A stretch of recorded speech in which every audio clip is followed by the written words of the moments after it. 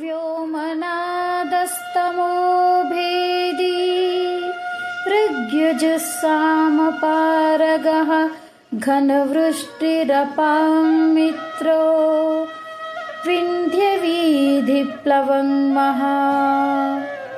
ఆకాశానికి అధిపతి అగుట వలన వ్యోమనాథుడు అజ్ఞానాంధకారమును తొలగించి వేదత్రయ నాదాన్ని వినిపించేవాడు.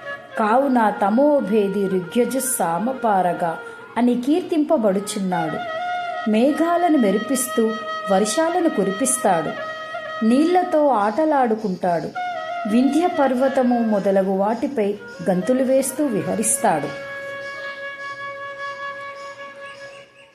ఆతపీ మండలీ మృత్యుః పింగళः సర్వతాపనః కవిర్విశ్వో మహాతేజ రక్త సర్వభవోద్భవః.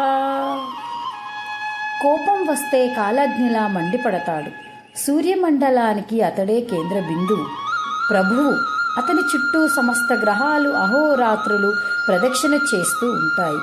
పింగళ వర్ణంలో ప్రాణాలు పోసే ఈ సూరన్న తపింపజేసి ప్రాణాలు తీస్తాడు. సమస్తమును సృష్టించగలవాడు. కావున కవి అయినాడు. విశ్వరూపుడైన అతని తేజస్సుతో రంజిల్లని అంశముండదు. అన్ని భావాలకు భువనాలకు ఉద్భవాలకు అతడే మూలం.